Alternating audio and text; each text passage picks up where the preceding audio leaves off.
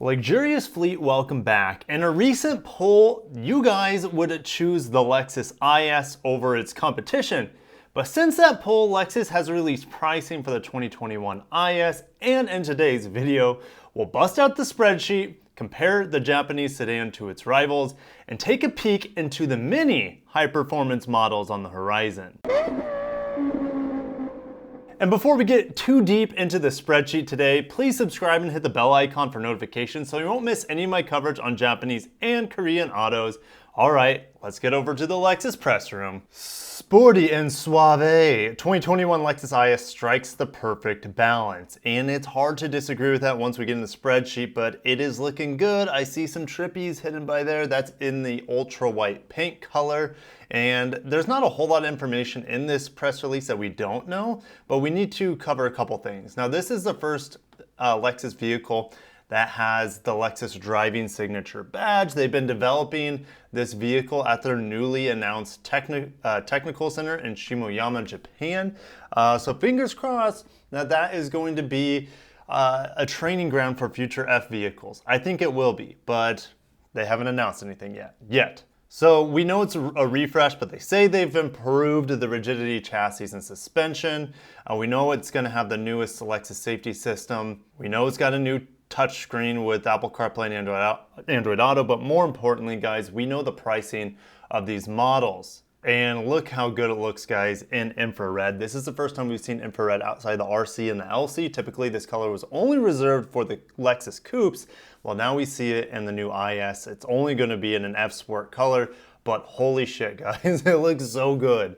All right, pricing. This is what it comes down to. Now, I'm not going to talk about the rear-wheel drive models a whole lot today because we're going to compare the all-wheel drive models against the super handling all-wheel drives of the Acura, etc. So if you want to look at the rear-wheel drive pricing, at least where it starts off at, go ahead and take a look here. And keep in mind that this is before the destination and processing fees, which suck, but everyone has to deal with it.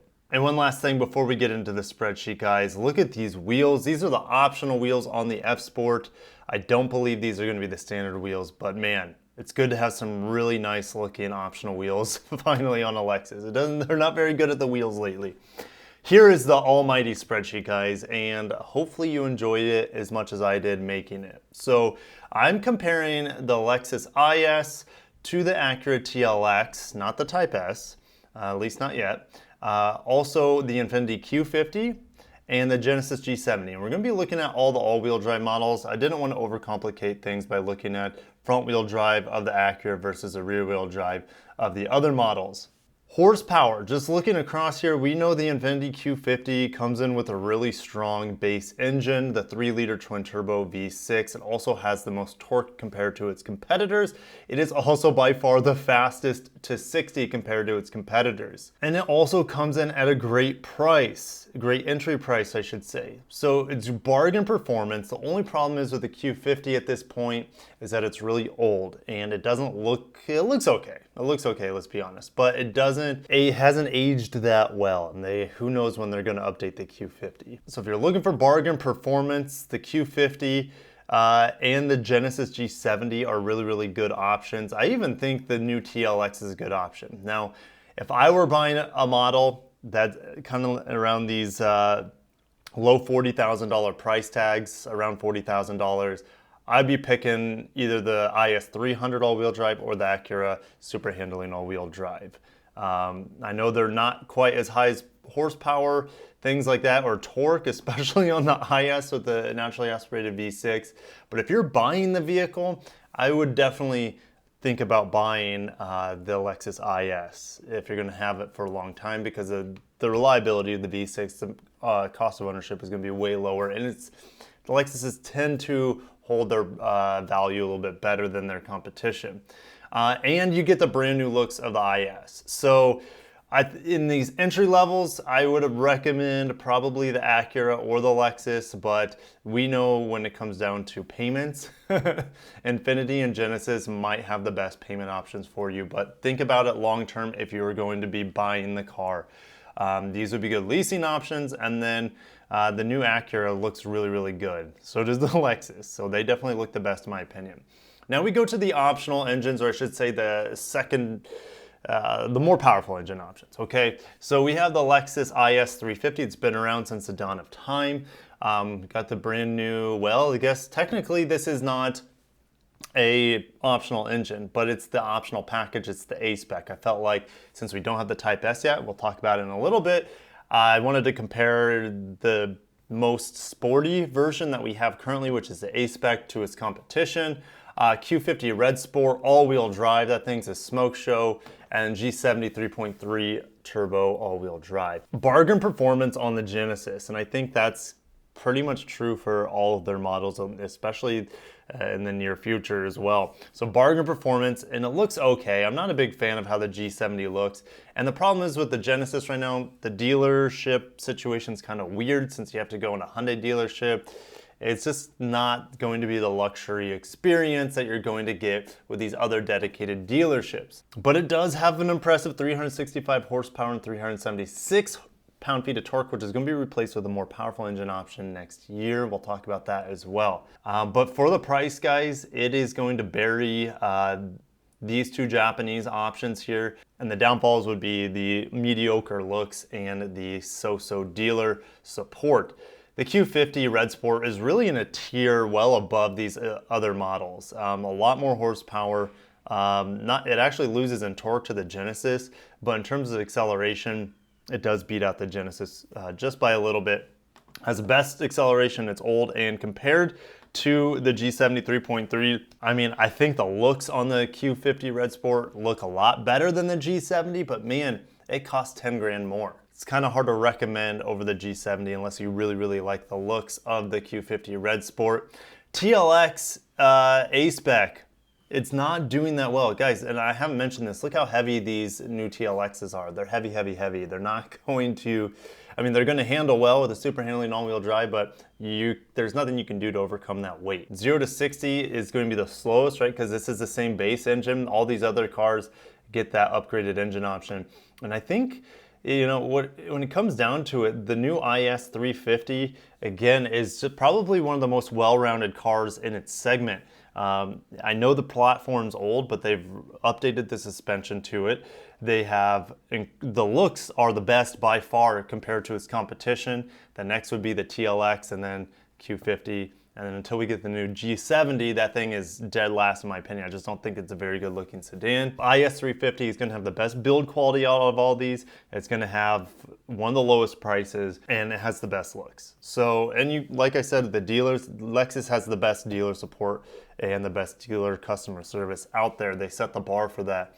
Also has a pretty low, in the lowest curb weight to it as well, and a reasonable 5.5 seconds 0 to 60. So Lexus IS probably being the best well-rounded option here, and it's going to be a very competitive market. So I'm glad that they're able to keep the price down, but again, it's hard to say. Since I work for Lexus, I know that seeing a base price on an IS 350 F Sport is rare because that is their top of the line model. They like to throw in a lot of optional equipment. So a lot of these times these models are going to be closer to $50,000. So, and it's the same for the other ones as well. So just keep that in mind. These are base prices, which you're probably not likely to see on the streets. But I wanted to talk about these optional engines, guys, because that's what gets us most excited. They're definitely not going to be the most purchased options unless it's the case of the Genesis. Maybe, but let's go ahead and jump into it. So the Lexus IS F has been rumored. They have to have a higher performance option because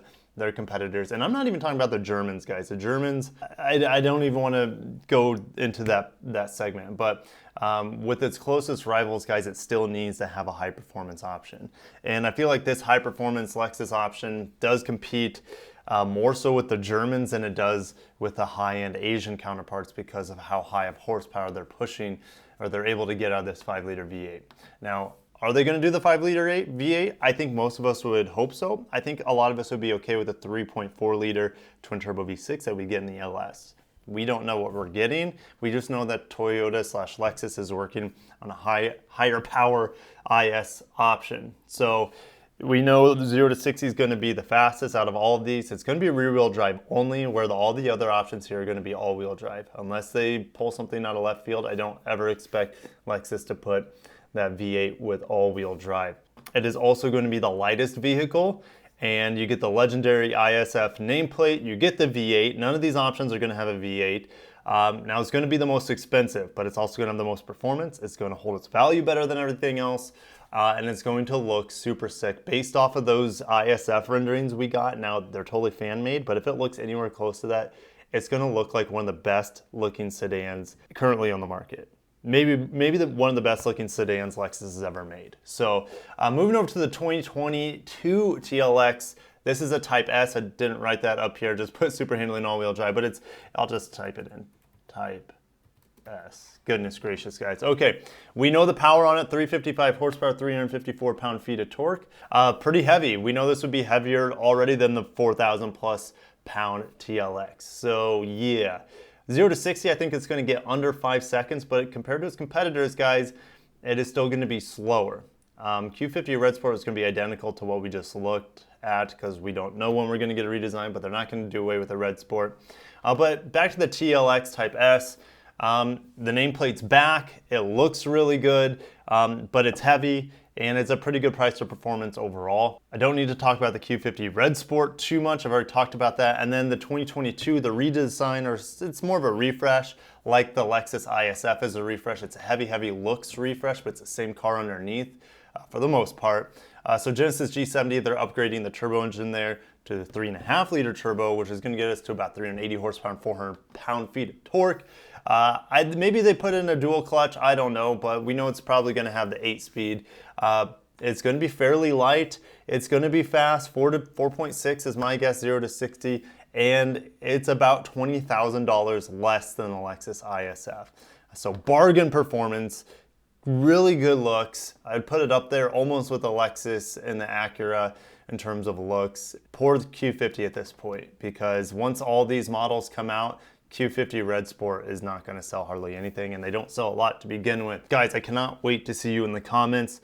Which options would you choose on the entry level of these Asian sports sedans, on the mid-range level, and then the elite level? Which options would you choose? Because I think it definitely changes from tier to tier, which ones really shine. So, I mean, I would go Lexus or Acura for the most part all the way, but the new G70 coming out does look pretty good, and the Q50 is hard to recommend in the higher performance tiers just because it's so old. But in the entry level, it is a more tantalizing option. Before I let you guys go, the UX has finally got the Blackline Special Edition. So we got all the Blackline cars. We see the UX, the NX, the RX, the ES, and the RC. These are all the Blackline editions coming out for 20. Some of them are probably already available. But we see that the Grecian water is now available on the UX, and it's probably going to be in limited supply, so let's get into it. 1,000 vehicles for 2021 model year, and it gets the luggage cases on the UX Blackline. Of course, they get color-keyed fenders as well that we've been seeing on recent Blacklines. All of these have, well, obviously not the sedans, but the crossovers have color-keyed fenders, except for the RX. I don't know why they didn't do it there. They got cheap on us, but they definitely do the colored fenders for the NX and UX.